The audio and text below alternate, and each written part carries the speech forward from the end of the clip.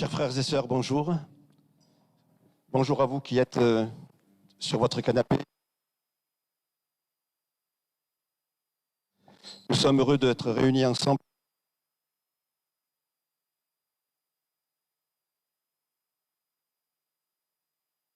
Nous sommes encore là et c'est une grâce et c'est un cadeau.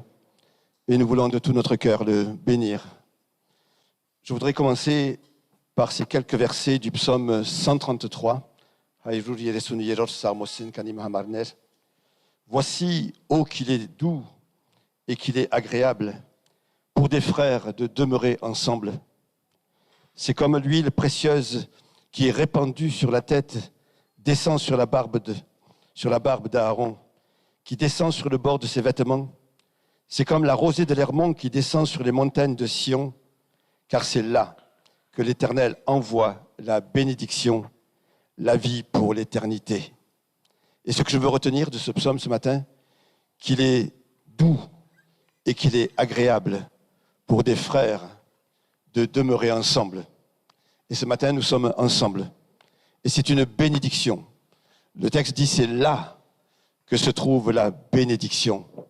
Et la bénédiction de Dieu est au milieu de nous ce matin parce que nous sommes réunis ensemble dans sa présence pour l'adorer, pour le louer et pour l'écouter.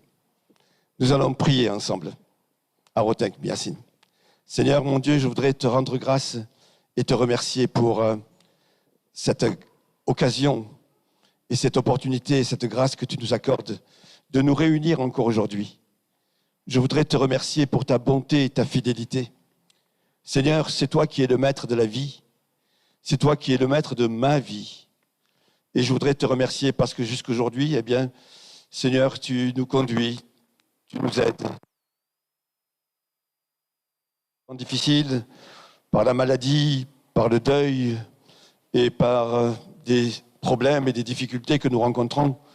Mais Seigneur, tu as dit, je suis avec vous. Je suis avec vous tous les jours et jusqu'à la fin du monde. Et ce matin, Seigneur, nous sommes réunis pour te bénir. Nous sommes réunis pour t'adorer, pour t'exalter, pour te louer et pour t'écouter aussi, Seigneur.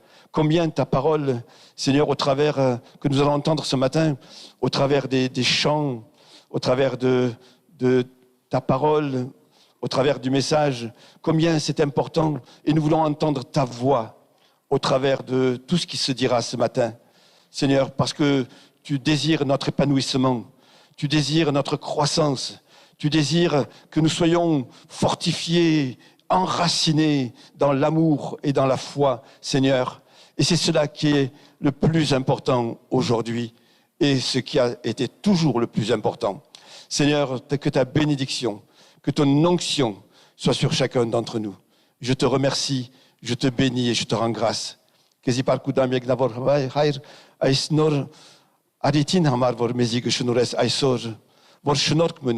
Miasin havak velu, kudanat mecz, jewkez ortnelu, medigenelu, obder, yerkelu, paravorelu. Garotem vorbesi kut serket yergöntsene. I weiß pas tamunko, irabes ortnutiun mölla, ülakantui samar, weiß kes ortne, kes parsasene. Ku parkit samar, jef Isus Christus jadnovni vorgohonsrem hair. Amen. Amen. Nous laissons la parole. La place à la louange maintenant. Bonjour tout le monde. Ben voilà, donc aujourd'hui je suis le conducteur de louange intérimaire puisque je remplace Michaela qui remplace Michel.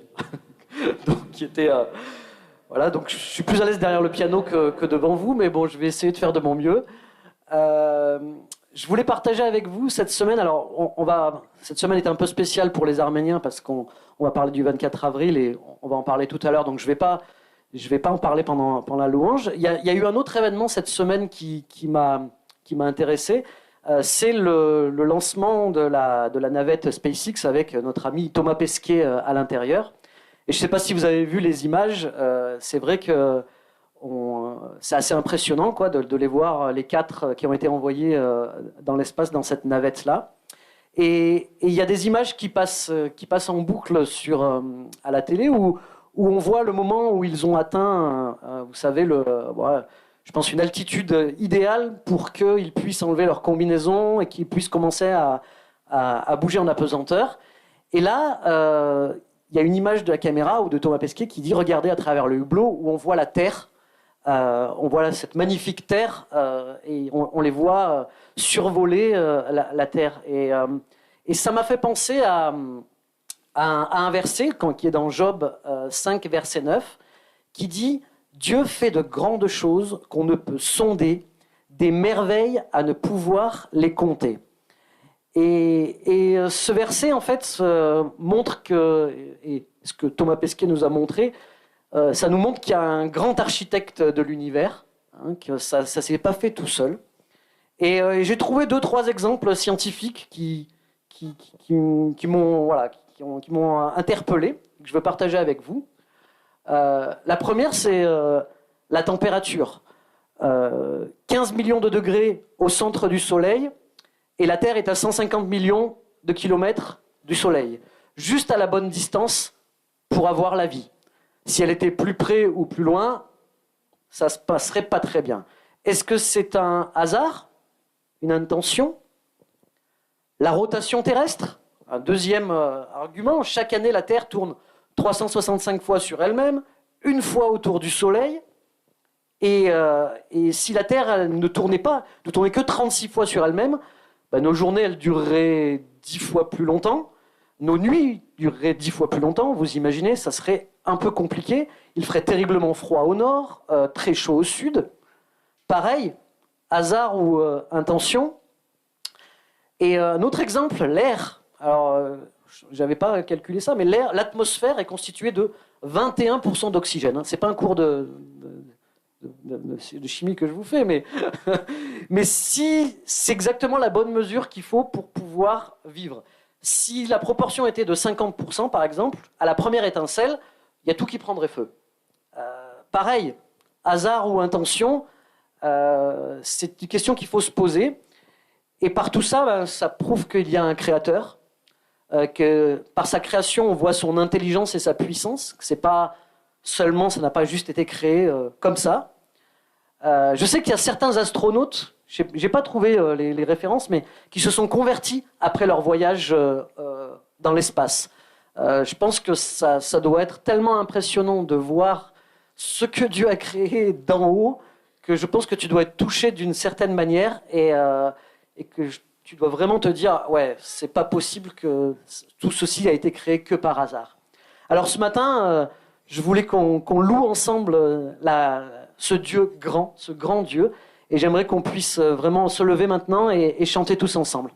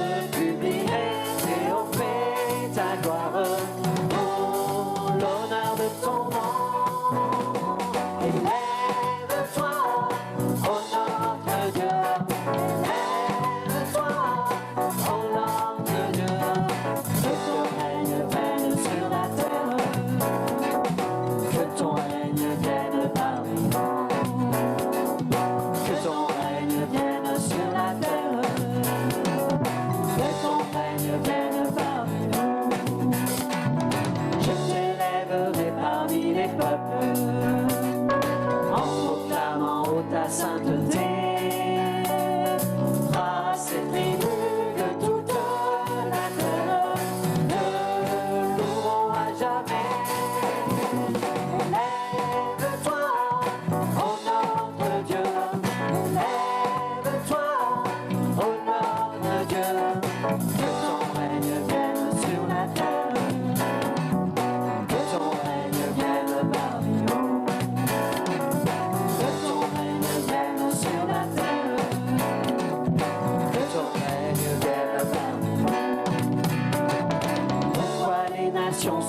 moqueraient-elles en disant mais où est donc leur Dieu? Notre Seigneur qui vit dans le ciel règne et fait tout ce qu'il veut. Élève-toi au nom de Dieu, élève-toi au nom de Dieu, que ton règne vienne sur la terre, que ton règne vienne parmi nous, que ton règne vienne sur la terre, que ton règne vienne parmi nous.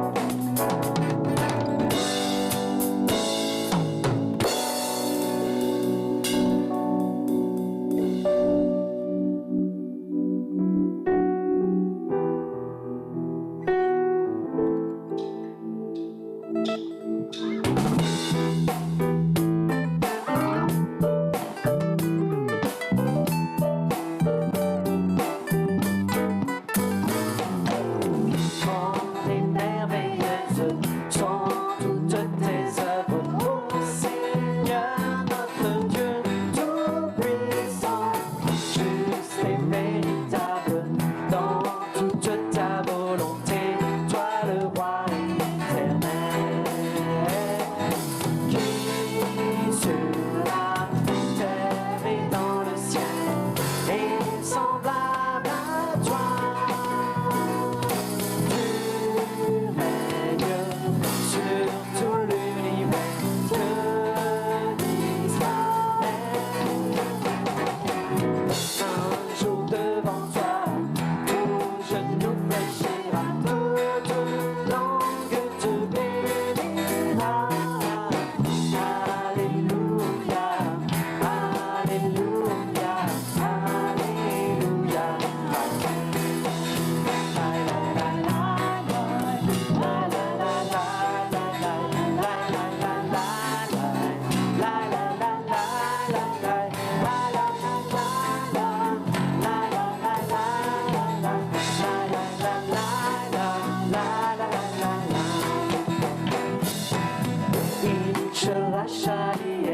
Color cuccorzere, ovame, nagaro, rimasta, atamieva poco, orma tu que tați tu, esta cavo, la via, o cărna, qu'est de maniște, de la bavenu, qu'est scorne, de color sărbă, ciuta cavo, a oră cuca, color țuțăr, cu aceste tezote note.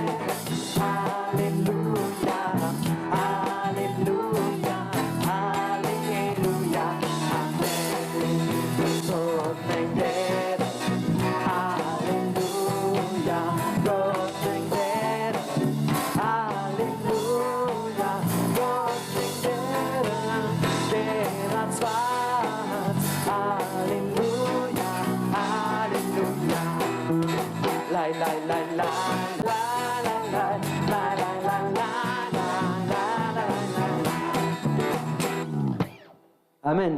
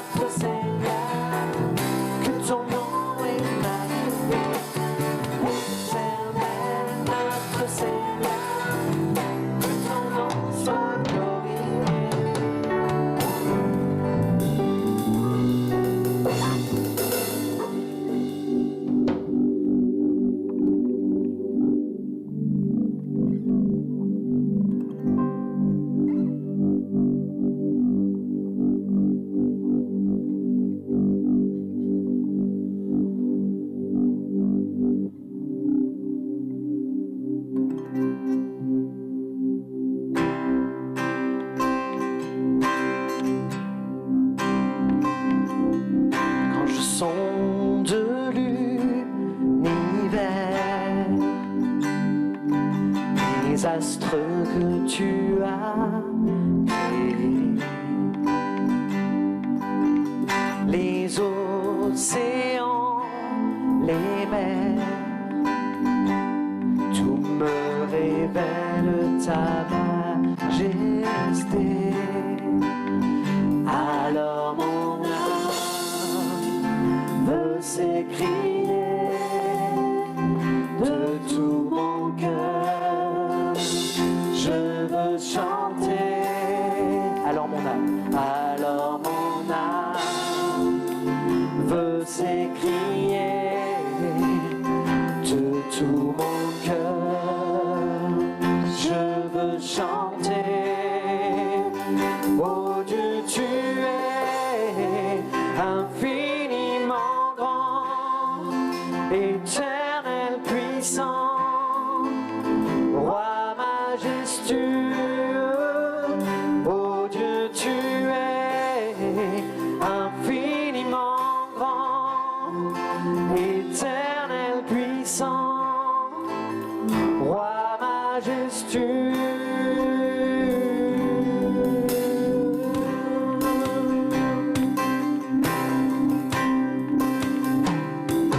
Quand je songe que tu as fait, que tu t'es révélé à moi, que pour moi tu as tout créé, tout me révèle ta bonté. Alors mon âme veut s'écrier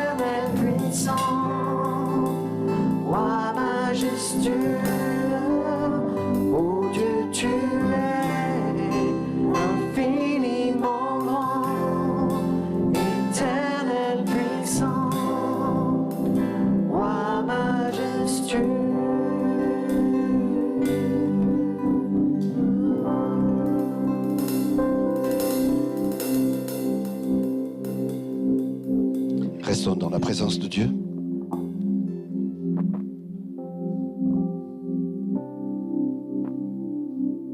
Marie était assise au pied du Seigneur et écoutait sa parole. Elle était attentive à tout ce que Jésus disait. Elle buvait ses paroles et chaque parole la remplissait de la présence de Dieu, la remplissait de l'amour de Dieu, la remplissait de l'affection de Dieu. Elle était à ses pieds. Mes enfants, il n'y a pas de meilleur endroit que de se tenir à mes pieds. Car c'est là que je peux te dire, que je peux vous dire tout mon amour, toute ma joie. C'est là que je peux vous montrer le chemin, éclairer votre route.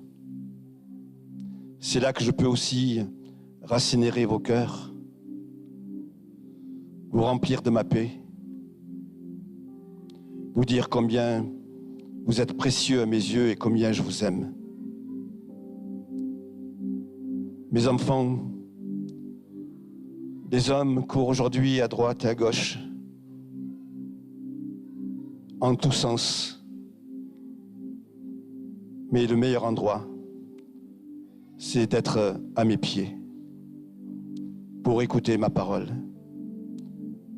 et pour être au bénéfice des rayons de la lumière qui s'exhale de moi. Mes enfants, je veux vous bénir. C'est ma volonté que vous soyez pleinement heureux. Alors ne courez plus à droite à gauche. Prenez le temps de vous asseoir à mes pieds. Père, je voudrais te remercier et te rendre grâce pour l'amour que tu as pour chacun d'entre nous. Père Céleste, pardon parce que nous sommes si occupés, Seigneur, à diverses choses. Nous courons à droite à gauche. Nous faisons beaucoup de choses. Pardon de négliger, peut-être de rester à tes pieds pour t'écouter. Merci de me rappeler cela ce matin, Seigneur.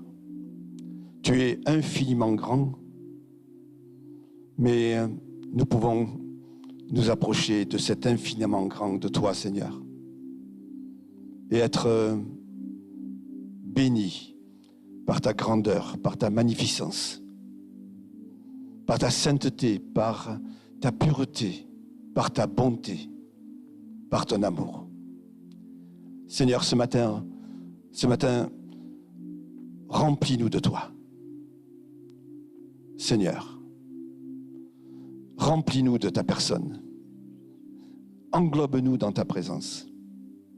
Et bénis-nous ensemble. Et bénis ce monde, Seigneur, qui a tant besoin de toi aujourd'hui. Amen. Amen. Que Dieu soit béni. Vous pouvez vous asseoir. Godnak Nastil. Nous allons lire dans la parole de Dieu, je vous invite à ouvrir le livre de l'Exode au chapitre 28.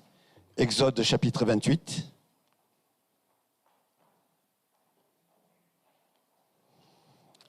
Les versets 15 à 30. Jelitz que ça ne utirotkelur, das ne hingen, Yeresun. Tu feras le pectoral du jugement, artistement travaillé. Tu le feras du même travail que l'éphod. Tu le feras d'or, de fil bleu, pourpre et cramoisi, et de fin lin retors. Il sera carré et double. Sa longueur sera d'un empan et sa largeur d'un empan. Tu y enchâsseras une garniture de pierre, 4 rangées de pierres. Première rangée, une sardoine, une topaze, une émeraude. Seconde rangée, une escarboucle, un saphir, un diamant. Troisième rangée, une opale, une agate, une améthyste. Quatrième rangée, une chrysolite, un onyx, un jaspe. Ces pierres seront enchâssées dans leur monture d'or. Il y aura 12 montures d'or. D'après les noms des fils d'Israël, elles seront gravées comme des cachets, chacune avec le nom de l'une des 12 tribus. Tu feras sur le pectoral des chaînettes d'or pur, tressées en forme de cordon. Tu feras sur le pectoral 2 anneaux d'or, et tu mettras ces 2 anneaux aux 2 extrémités du pectoral. Tu passeras les 2 cordons d'or dans les 2 anneaux aux 2 extrémités du pectoral, et tu arrêteras par devant les bouts des 2 cordons aux 2 montures placées sur les épaulettes de l'éphod. Tu feras encore 2 anneaux d'or que tu mettras aux 2 extrémités du pectoral sur le bord inférieur appliqué contre l'éphod. Et tu feras 2 autres anneaux d'or que tu mettras au bas des 2 épaulettes de l'éphod sur le devant, près de la jointure, au-dessus de la ceinture de l'éphod. On attachera le pectoral par ces anneaux aux anneaux de l'éphod avec un cordon bleu, afin que le pectoral soit au-dessus de la ceinture de l'éphod et qu'il ne puisse pas se séparer de l'éphod. Lorsqu'Aaron entrera dans le sanctuaire, il portera sur son cœur les noms des fils d'Israël gravés sur le pectoral du jugement pour en conserver à toujours le souvenir devant l'Éternel. Tu joindras au pectoral du jugement l'Urim et le Tumim, et ils seront sur le cœur d'Aaron lorsqu'il se présentera devant l'Éternel. Ainsi, Aaron portera constamment sur son cœur le jugement des enfants d'Israël lorsqu'il se présentera devant l'Éternel. Vous êtes en train de vous dire, qu'est-ce qu'il est en train de lire, le pasteur? Qu'est-ce qu'il est encore allé chercher? Tout à l'heure, Anto disait que les spationautes voyaient la Terre dans son ensemble d'une manière extraordinaire, formidable. Eh bien, je voudrais aussi aujourd'hui vous parler de l'Église, parce que finalement, ce pectoral est l'image même de l'Église. Alors l'Église, lorsque nous la regardons, nous, à notre propre niveau, nous voyons quoi? Nous voyons des églises, nous voyons des chrétiens. Par contre, lorsque Dieu, de son ciel, regarde l'Église, et au travers de l'Église, il voit ses enfants, et il voit chacun d'entre nous, eh bien Dieu voit une Église extraordinaire, une Église magnifique, une Église formidable, comme ces astronautes qui voyaient la Terre d'une manière extraordinaire et formidable. Alors je voudrais aujourd'hui vous parler de cette Église. Voilà ce que dit l'Apocalypse. Réjouissons-nous et soyons dans l'allégresse. Donnons gloire à Dieu, car les noces de l'agneau sont venues et son épouse s'est préparée. Et il lui a été donné de se revêtir d'un fin lin éclatant et pur.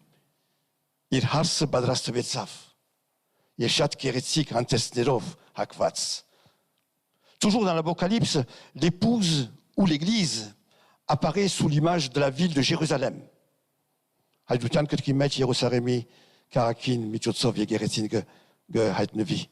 Un ange dit à Jean l'apôtre, « Viens, je te montrerai l'épouse, la femme de l'agneau. » Il me transporta en esprit sur une haute montagne et il me montra la grande ville, la sainte Jérusalem, qui descendait du ciel. Son éclat était semblable à celui d'une pierre très précieuse, d'une pierre de jaspe, transparente comme du cristal.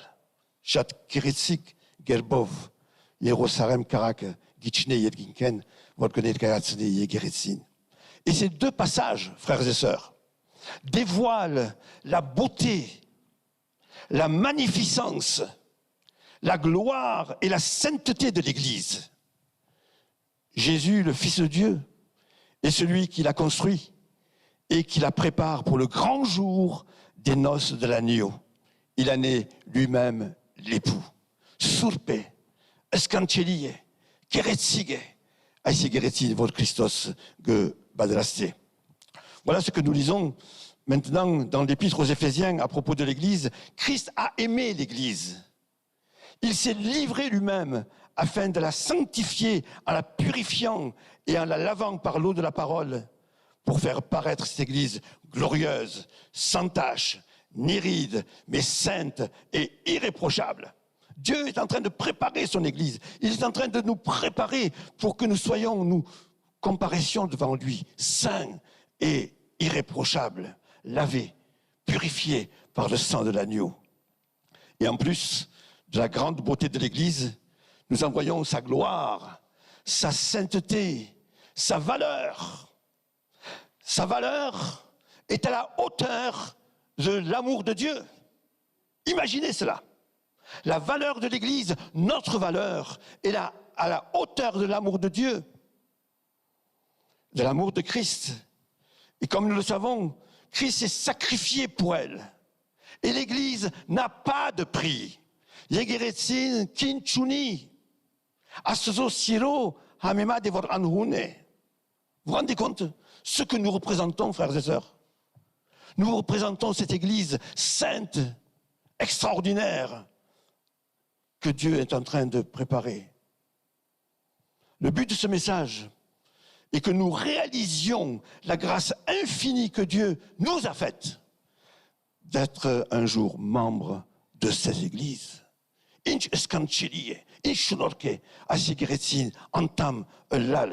que nous mesurions encore plus sa valeur. Et de ce fait, la valeur de chaque enfant de Dieu. La valeur de chaque enfant de Dieu. Parce que lorsqu'on parle de l'Église, on parle de chaque enfant de Dieu.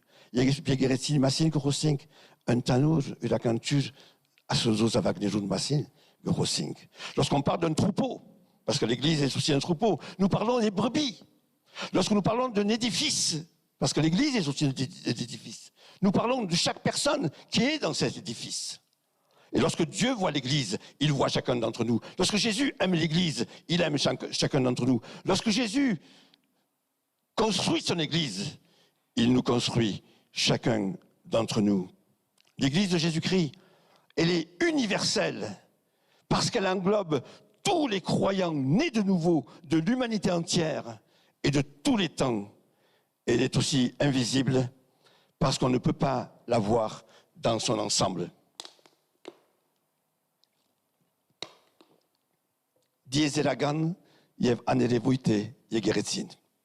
Alors, lorsque Dieu regarde l'Église, il ne voit pas que l'Église de Beaumont, il ne voit pas que l'Église catholique ou ailleurs, il voit son Église. Il voit son Église universelle et invisible. Nous faisons partie de cette Église universelle et invisible. Par contre, cette Église universelle et invisible, elle s'incarne sur la terre par ses membres qui se rassemblent dans les églises locales. Ainsi,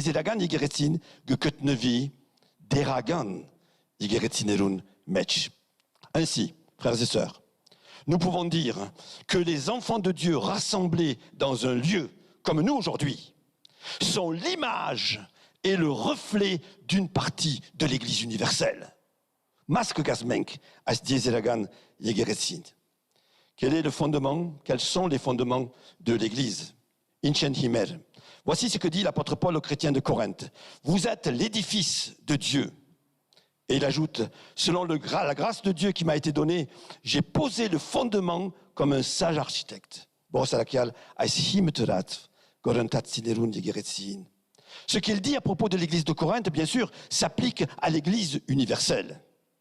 L'apôtre Paul a été, par la prédication de l'évangile, l'un des instruments de Dieu pour fonder l'église de Corinthe.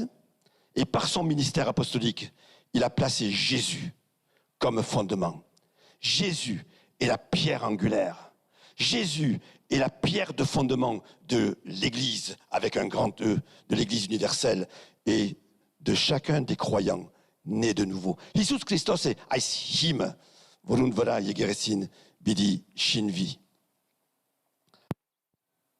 Nous lisons dans l'Épître aux Éphésiens, « Vous avez été édifiés sur le fondement des apôtres et des prophètes, Jésus-Christ lui-même étant la pierre angulaire. » Nous avons été édifiés sur ce fondement. Jésus est la pierre angulaire. L'œuvre du salut, accomplie par Jésus à la croix, annoncée et transmise par les apôtres, a été le fondement de cette construction vivante qu'est l'Église. C'est la foi en ce sacrifice qui donne à l'Église son infinie valeur et son infinie beauté. L'Église est belle, elle a de la valeur parce qu'elle est fondée sur le Christ. Sur ce fondement, chaque pierre rajoutée à la maison de Dieu, qui sont les croyants, nés de nouveau, va être à l'image du fondement et va refléter son identité. Frères et sœurs, nous reflétons Christ.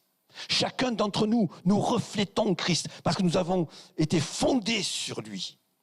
Et nous croissons en étant fondés sur lui. C'est Pierre qui dit, « Approchez-vous de lui, pierre vivante, Jésus, rejeté par les hommes, mais choisie et précieuse devant Dieu. Et vous-même, les croyants, comme des pierres vivantes, édifiez-vous pour former une maison spirituelle. » Dans cette parole, Christ est présenté comme le fondement de l'Église. Et les croyants, nés de nouveau, s'édifient et forment l'Église. Donc sans Christ, il n'y a pas de vrais croyants. Sans Christ, il n'y a pas de vrais croyants. Sans Christ, il n'y a pas d'Église véritable. C'est par l'œuvre de Christ et par le ministère des apôtres qui ont fondé l'Église que les croyants deviennent des pierres vivantes, précieuses, saintes et qu'ils forment ensemble la maison de Dieu. Vous vous rendez compte ?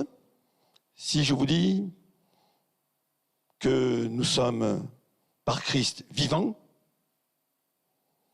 précieux, saints, et que nous formons ensemble la maison de Dieu, nous sommes vivants, précieux et saints par Christ, si nous sommes fondés sur Christ. Alors je voudrais dire quelques mots sur le peuple de l'Ancien Testament. Si on ne parle pas d'Église dans l'Ancien Testament, cela ne signifie pas que l'Église n'était pas dans l'intention de Dieu. La Bible nous dit que chacun de ses membres a été élu et prédestiné avant la fondation du monde. Mais dans l'Ancien Testament, on parle surtout de l'ombre des choses à venir. Hinkedegatanimech avait dit « Shukin masin grosing ». Shuk vod gebadraste ilaganutiun. En Colossiens, chapitre 2, Paul évoque les rites de la loi en disant « c'était les ombres des choses à venir ». L'ombre des choses à venir. Hingedagaran ay shukne, kalik panerun shuk. Et dans Hébreu, il est dit que la loi possède l'ombre des biens à venir et n'est pas l'exacte représentation des choses. Et que les éléments de la vie cultuelle de l'Ancien Testament ne sont qu'une figure pour les temps actuels. Ainsi, frères et sœurs, l'ancienne alliance de l'Ancien Testament vise la nouvelle alliance par Christ. La circoncision de la chair, que l'on trouve dans l'Ancien Testament, vise la circoncision du cœur, que l'on trouve dans le Nouveau Testament. Le sabbat a en vue le vrai repos de Dieu. Les souverains sacrificateurs de l'Ancien Testament sont l'image du véritable souverain sacrificateur, Christ. Les sacrifices sont une préfiguration du sacrifice de Christ. Et le peuple de Dieu vise le nouveau peuple de Dieu qui est l'Église. Il est également important de dire que l'Église ne remplace pas le peuple de Dieu de l'Ancien Testament. Je veux le répéter. L'Église ne remplace pas le peuple de Dieu de l'Ancien Testament. Mais quel est le résultat de l'œuvre de Christ qui, par la croix et par la foi, eh bien, c'est d'unir le peuple de Dieu de l'Ancien Testament avec le peuple du Nouveau Testament. Voyez ? C'est ça l'objectif de Dieu. Dieu n'efface pas l'Ancien Testament. Dieu n'annihile pas le peuple de l'Ancien Testament. Mais il veut unir l'Ancien avec le Nouveau par Christ. C'est la Bible qui le dit. Ce n'est pas moi. L'apôtre Paul dit, car il est notre paix.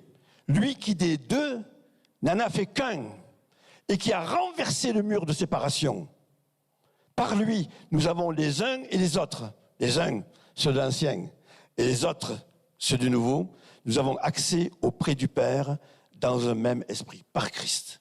Donc vous voyez que Christ réunit le peuple de l'Ancien Testament avec le peuple du Nouveau Testament et ensemble forment l'Église. Ensemble forment l'Église.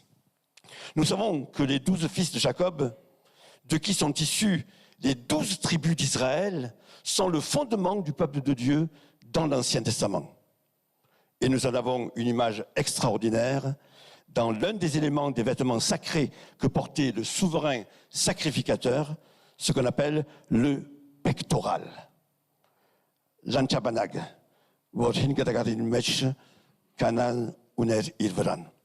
Alors le pectoral, vous le voyez ici, sur le souverain sacrificateur, on va le voir en plus gros. Le pectoral est une pièce d'étoffe carrée de 25 cm de côté, faite d'or, de fil bleu, de pourpre, couleur rouge, et de cramoisi, rouge foncé. Il était serti de 4 rangées de 3 pierres précieuses, gravées, portant chacune le nom d'une des tribus d'Israël. Et à l'intérieur du pectoral, donc derrière, on ne le voit pas ici, se trouve ce qu'on appelle l'urim et le tumim, des mots qui signifient lumière et perfection. C'était des objets qui servaient à consulter Dieu. C'est pour cela que le pectoral est aussi appelé le pectoral du jugement. Als urim tumim warun vera als lanchabanag geketnevi ge neshanage gesfi tadabardutian lanchabanag. Alors le pectoral, vous l'avez vu sur l'image précédente, repose sur le cœur du souverain sacrificateur, ce qui évoque l'amour infini de Dieu pour son peuple. Le pectoral du prêtre reflète l'infinie beauté et valeur du peuple de Dieu, qu'il s'est formé par l'intermédiaire des fils de Jacob et des 12 tribus d'Israël qui portent leur nom. Il y a le nom sur chaque pierre.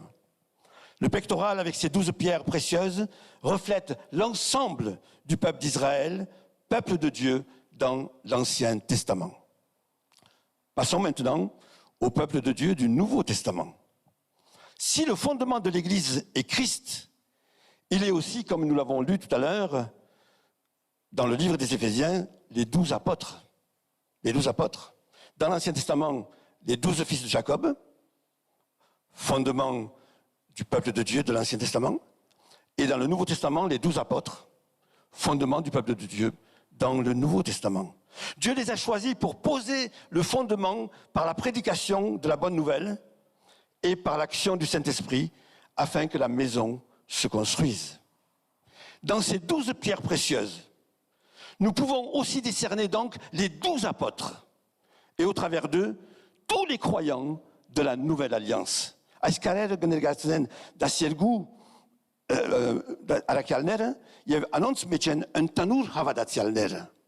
Grâce à leur message et à l'action du Saint-Esprit, nous avons été placés sur le cœur de Dieu lorsque nous avons cru.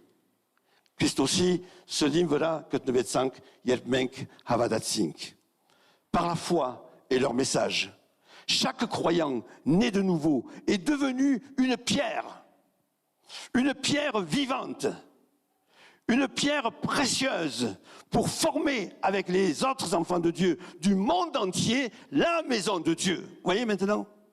Vous voyez, hein? Chaque croyant est devenu une pierre précieuse et avec les autres pierres précieuses du monde entier, de l'humanité entière, eh bien, nous formons la maison de Dieu, l'Église de Jésus-Christ.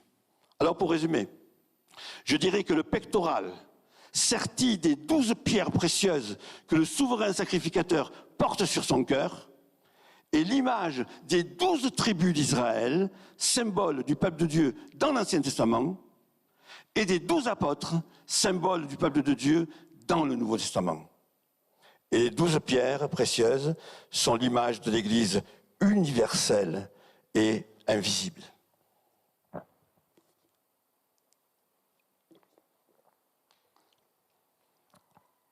Par la foi, nous avons été intégrés à ces pierres. Nous sommes les rejetons de ces pierres. Nous sommes devenus ces pierres. Nous sommes la maison de Dieu. Nous formons l'église de Jésus-Christ. Et quand Jésus-Christ va revenir, il va enlever son église. C'est cette église-là qu'il va enlever. Vous voyez ? Son église. Voyons maintenant le cœur de Dieu. Sondons-le. Nous étions précieux. Nous étions précieux. Mais nous étions perdus. Tangakineink, Baïskorsovats. Quel genre d'hommes étaient les fils de Jacob? Jaloux, envieux, méchants, meurtriers, menteurs. Et malgré cela, à la fin de sa vie, Jacob a prophétisé sur eux et leur a donné de merveilleuses paroles de la part de Dieu. Quel genre d'hommes étaient les apôtres avant leur conversion? Bien sûr, orgueilleux, coléreux, envieux, querelleurs. Et pourtant, ils ont été formés et préparés pour être les fondements de l'Église, du peuple de la Nouvelle Alliance, le Nouvel Israël. Alors, frères et sœurs, avant de devenir cette pierre précieuse, tu étais perdu, esclave du péché et de la mort, avant de devenir cette pierre précieuse. La Bible dit que nous étions morts par nos offenses. Mais pour trouver et extraire ces pierres de la mort et de la perdition, il a fallu l'amour, la sueur, la persévérance et la souffrance du chercheur de trésors. Et c'est au péril de sa santé et de sa vie que cet homme a travaillé. Mais quand il a trouvé le filon, la récompense a été grande et merveilleuse. C'est parce que nous avions une valeur infinie que Jésus a été ce chercheur de trésors. C'est à cause de l'amour de Dieu qu'il a accepté de devenir un homme, de souffrir et de mourir. Et la découverte des pierres précieuses est pour lui une récompense extraordinaire. Nous sommes les fruits de l'amour de Dieu, mais aussi de la souffrance, de la mort et de la résurrection de Jésus. Frères et sœurs, vous vous rendez compte ? Combien nous sommes précieux aux yeux de Dieu? Peut se rendre compte de cela? Et puis nous avons été pardonnés et nous avons été lavés, sanctifiés, justifiés au nom du Seigneur Jésus-Christ. Ce trésor sorti de terre, extrait de la roche, devait être lavé, purifié, travaillé. C'est le sang de notre Seigneur Jésus-Christ qui nous a lavés de tous nos péchés. C'est par ce même sang que nous sommes devenus saints, des enfants de Dieu purifiés et mis à part pour le service de Dieu. Et c'est grâce à ce sang que nous avons été placés sur le pectoral du souverain sacrificateur. Alors, quand tu regardes cette image du pectoral, où il y avait le nom des tribus d'Israël, eh bien, tu peux maintenant voir sur ce pectoral ton nom, sur l'une de ces pierres précieuses. Ton nom à toi, mon nom à moi. Le fait que ces 12 pierres soient portées sur le cœur de notre Seigneur montre combien nous sommes aimés et ancrés dans son amour. Le fait que ces 12 pierres soient portées sur le cœur de notre Seigneur montre aussi que Dieu ne peut pas nous oublier et que nous demeurons toujours dans son souvenir. C'est ce que le dit, nous avons lu dans Exode, lorsqu'Aaron entrera dans le sanctuaire, il portera sur son cœur les noms des fils d'Israël gravés sur le pectoral du jugement pour en conserver le souvenir devant l'Éternel. Le fait que ces 12 pierres sont portées sur le cœur de notre Seigneur montre qu'il est notre médiateur, notre intercesseur auprès du Père. Et le fait que ces 12 pierres sont appuyées sur l'Urim et le Tumim montre que notre salut repose sur la justice de Dieu qui a fait tomber sur Jésus le jugement qui nous condamnait. Le fait que ces 12 pierres reposent sur l'Urim et le Tumim, termes qui signifient lumière et perfection, montre que notre nouvelle vie est fondée sur les perfections de Jésus et que nous marchons aujourd'hui dans sa lumière. Combien nous sommes précieux pour que Jésus puisse donner sa vie, un sacrifice. Combien l'Église est précieuse. Combien chaque chrétien, enfant de Dieu, né de nouveau, est précieux et précieux pour que Jésus ait pu donner sa vie pour chacun. Et nous, on s'amuse à se critiquer, on s'amuse à se faire du mal, on s'amuse à s'ignorer, on s'amuse, alors que Jésus aime tant l'Église, tant chacune des pierres. Quelle est la particularité des pierres? Eh bien, elles sont différentes dans leur couleur. Le jaspe diffuse du vert foncé, le saphir du bleu azur, la sardoine du rouge vif, la topaze du jaune, etc. L'émeraude du vert. Chaque pierre a son identité, sa particularité et sa couleur propre. Nous sommes différents les uns et les autres. Nous avons chacun notre couleur, notre particularité, notre identité propre. Mais mises ensemble, elles forment une lumineuse palette de diamants magnifiques, à l'image d'un orchestre composé d'instruments différents, émettant des sons différents et produisant malgré tout une musique harmonieuse et magnifique. Enfants de Dieu, nous sommes différents. Nous avons nos dons et nos capacités. Sous l'autorité de Jésus, le chef d'orchestre, nous sommes appelés à vivre une belle harmonie ensemble et à refléter la beauté de Dieu. Vous vous rendez compte? Nous sommes appelés à refléter la beauté de Dieu. Tu es appelé individuellement et nous sommes appelés communautairement à refléter la beauté de Dieu. La beauté de Dieu, la grandeur de Dieu, la magnificence de Dieu, la sainteté de Dieu, l'amour de Dieu. Voilà ce que nous sommes appelés à refléter. Elles ont toutes un nom. Elles ont toutes un nom. Chaque pierre est gravée du nom d'une tribu d'Israël. Avoir un nom, ça veut dire exister. C'est être connu. C'est représenter quelque chose. C'est avoir une importance. C'est représenter une famille. Aux yeux de notre Seigneur, nous ne sommes pas des anonymes. Nous ne sommes pas des étrangers, ni des inconnus. Le berger connaît chacune de ses brebis par son nom. Dieu nous connaît personnellement et individuellement. Nous sommes pour lui des personnes à part entière. Mais remarquez, chaque pierre a sa place. Chaque pierre a sa place. Il n'y a pas de pierre qui n'ait pas de place. Chacune a sa place. Elles font partie du pectoral. Elles y sont serties. Elles ont chacune une place, leur place, celle que le souverain sacrificateur leur a donnée. Aucune ne peut prendre la place de l'autre. Vous savez ça? Aucune ne peut prendre la place de l'autre. Moi, je ne peux pas prendre la place de l'un d'entre vous. Vous ne pouvez pas prendre la place d'un autre parmi vous. Chacun a sa place. Et la place ne peut pas rester vide. Imaginez le pectoral avec une pierre en moins. Qu'est-ce que ça donnerait? La valeur en serait vraiment diminuée. Et je pense que le prêtre serait triste. Chaque pierre a sa place. Chaque croyant a sa place dans l'édifice. Chaque croyant est indispensable à cause de ce qu'il représente. Chaque croyant est irremplaçable dans ce corps. Personne ne peut prendre ta place. Et ta place vide porterait gravement atteinte au corps entier. Et puis, pour terminer, remarquez qu'elles sont reliées les unes aux autres. Miatzadze et la rouette.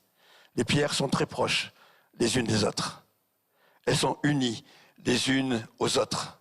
Elles forment ensemble un tout. C'est le miracle du Saint-Esprit qui unit les croyants les uns aux autres.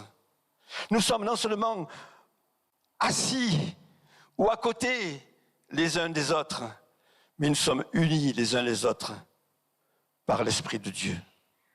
Si l'un pleure, les autres pleurent.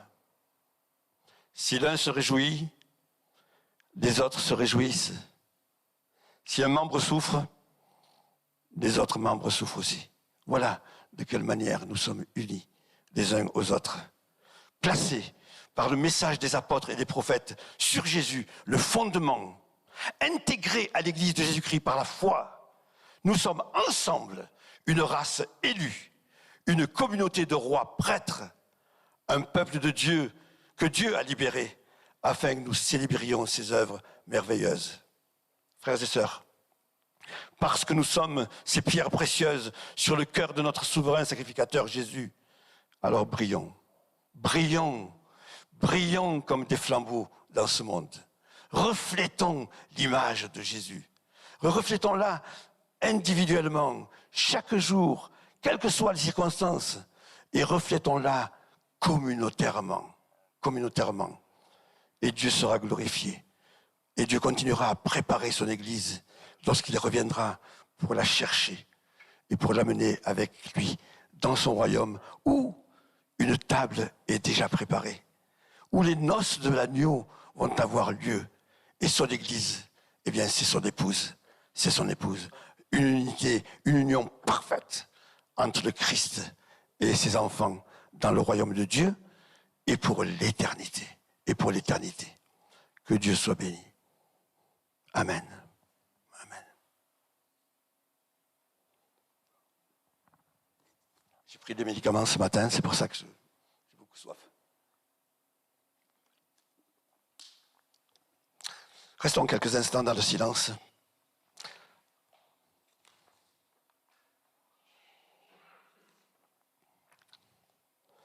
Imaginons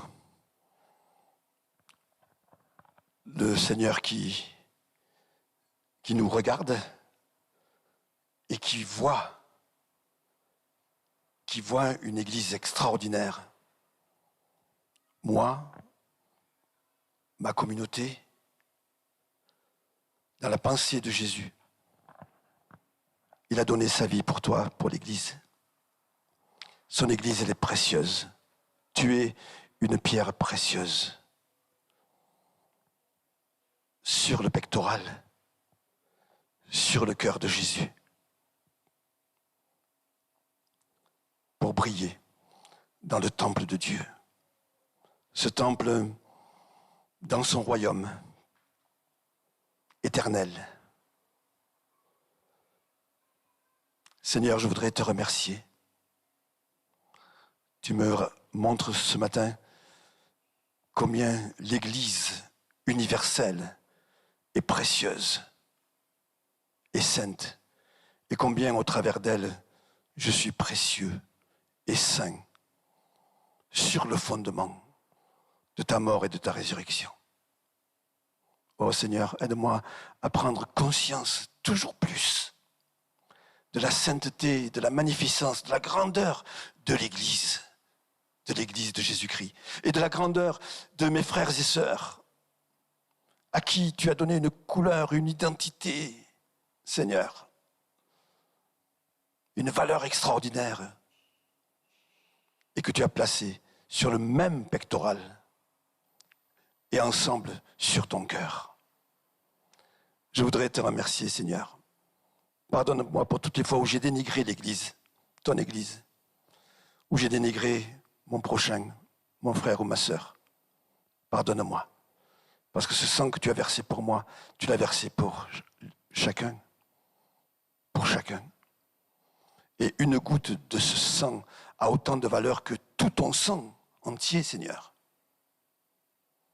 Merci, Seigneur, pour ce sacrifice merveilleux et pour cet amour merveilleux. Que ton nom soit béni. Amen. Amen.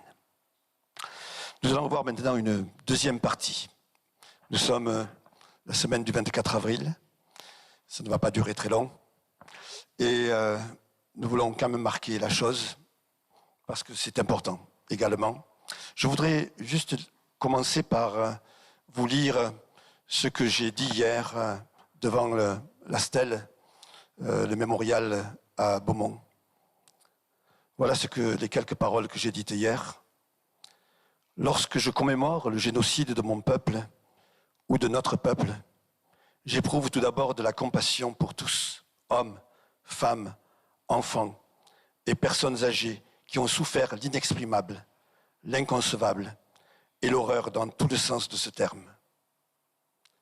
Lorsque je commémore le génocide de mon peuple ou de notre peuple, j'éprouve un sentiment de respect pour leur dignité, l'attachement à leur identité et à leurs valeurs, et leur attachement à Dieu.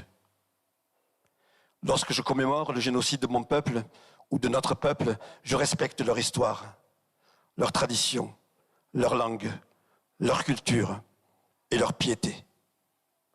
Lorsque je commémore le génocide de mon peuple ou de notre peuple, je hais le mal, la cupidité, l'orgueil, la jalousie, ce que la Bible nomme péché, qui se trouve dans l'homme et le pousse à écraser, à humilier et à anéantir son prochain. Lorsque je commémore le génocide de mon peuple ou de notre peuple, je me demande ce que j'aurais fait si j'étais, à cette époque-là, habitant d'un des pays du monde, pour alerter, intervenir, soulager ou prier. Lorsque je commémore le génocide de mon peuple ou de notre peuple, je pense que ce que j'aurais aimé faire, j'essaierai de le faire maintenant, aujourd'hui, pour le restant de ce peuple, vivant dans son pays ou dispersé aux quatre coins du monde. Lorsque je commémore le génocide de mon peuple ou de notre peuple, et lorsque ce peuple est encore aujourd'hui lésé, volé, en proie à la haine, au danger de l'extérieur et de l'intérieur, à la confusion et à la crainte, il est indispensable que je fasse ce qui est en mon pouvoir pour apporter mon aide et mon soutien. Aujourd'hui, nous sommes rassemblés pour commémorer le génocide du peuple arménien et nous voulons continuer à présenter à Dieu notre peuple pour qu'il intervienne en sa faveur, lui accorde la paix, la joie et l'espérance. Jésus a dit « Je suis la résurrection et la vie. Celui qui croit en moi vivra, même s'il meurt. » Voilà donc les quelques paroles que j'ai pu dire hier. Seigneur, notre Dieu, tu as créé tous les hommes et tu as créé aussi le peuple auquel je fais partie, dans lequel je suis membre. Seigneur, et nous voulons te remercier parce que tu es ce Dieu vivant encore aujourd'hui et capable, Seigneur, de prendre soin et d'aider notre peuple arménien. Seigneur, notre peuple, avec bien sûr d'autres peuples, est passé par diverses épreuves terribles. Seigneur, a beaucoup souffert durant les siècles passés. Seigneur, et aujourd'hui, les choses ne sont pas encore terminées. Aujourd'hui encore, les choses sont compliquées. Le danger est grand, les ennemis nombreux, et la haine est toujours présente, Seigneur. Et nous voulons te demander ta grâce pour notre peuple en Arménie, pour ceux du Karabakh particulièrement, tous ceux qui ont perdu dans cette guerre des personnes chères, un mari, Seigneur, un enfant, tous ceux qui se retrouvent orphelins, sans maison, et tous ceux qui sont encore prisonniers aujourd'hui et souffrent, Seigneur, aux mains de l'ennemi. Nous voulons te prier pour tous ceux qui souffrent aujourd'hui, et notre peuple en particulier. Et dans ce contexte aussi de maladie, de Covid, Seigneur général, nous voulons encore plus prier pour notre peuple. Nous te demandons ta grâce, nous te demandons, Seigneur, de le soutenir, de l'encourager, de le relever et d'accorder ta paix. Et aussi, Seigneur, que beaucoup aujourd'hui, parmi notre peuple, puissent, Seigneur, se tourner vers toi et te connaître comme le Sauveur et le Seigneur, et fassent partie de cette Église merveilleuse, Seigneur, invisible, que tu as voulu, Seigneur, lorsque tu es venu ici-bas pour en être le fondement. Je te remercie, Seigneur, que ton nom soit loué. Amen. Amen. Vous pouvez vous asseoir. Je ferai quelques annonces maintenant. Kanim Zanutsumner, Hima.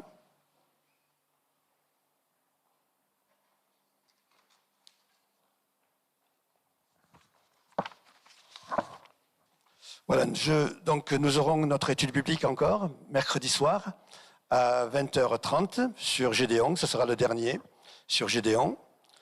Jeudi soir, nous reprenons la rencontre des jeunes à 20h30 sur Zoom, et le sujet sera la chute de l'homme dans le jardin d'Éden. Je voudrais aussi annoncer un petit déjeuner des hommes ce samedi, un petit déjeuner des hommes ce samedi à 9 heures au centre Annie. Nous allons recevoir les Pampers cette semaine et jeudi matin à 9 heures, il y aura la mise sous pli des Pampers. Donc si vous êtes libre, si vous avez du temps, pour venir donner un coup de main. Donc jeudi matin, Hinkshapti Ardu, Pamper Biditervi Baharan de Rumech, Yavieti Jamena Gunenak, Gernakal, Oknelu, Hamar. Et puis pendant toute la semaine, ceux qui le désirent, nous pourrons mettre de côté des aliments pour les étudiants. Vous savez qu'on a commencé cette œuvre avec l'Armée du Salut pour des étudiants. Donc on prend toute la semaine pour préparer des sacs avec des denrées alimentaires et qui seront donnés. Donc on se donne jusqu'à dimanche prochain. Et puis vous pourrez soit les amener au Centre Annie, soit les amener dimanche prochain ici. Mais en tout cas, nous avons toute la semaine pour préparer cela. Voilà, on va terminer par un dernier chant et notre offrande. Je vous invite à vous mettre debout.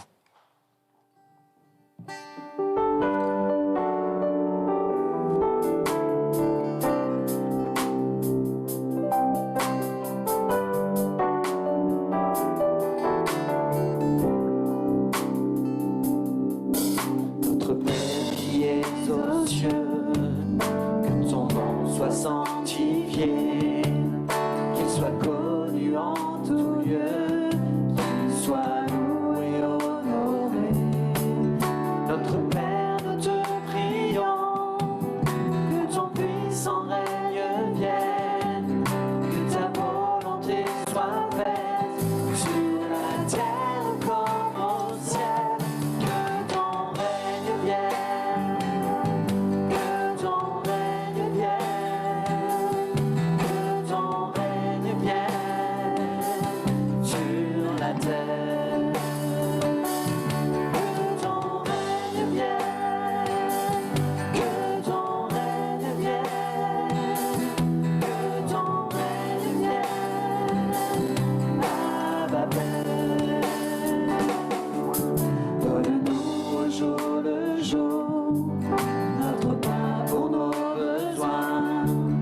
Apprends-nous au long des jours à dépendre de ta main. Pardonne-nous, Dieu de la vie, nos offenses et nos péchés, comme nous pardonnons aussi à ceux qui nous ont offensés. Que ton règne vienne, que ton règne vienne, que ton règne vienne sur la terre.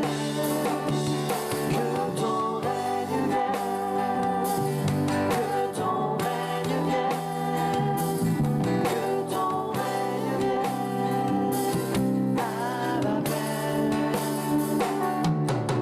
Pour les jours de tentation, garde nos cœurs, nos pensées, fortifie nos compagnons, notre foi, notre volonté. Délivre-nous du malin, car tu es roi souverain. À toi seul règne et victoire, pour toujours puissance et gloire. Que ton règne vienne, que ton règne vienne, que ton règne vienne sur la terre. Que ton règne vienne, que ton règne vienne, que ton règne vienne à Babel.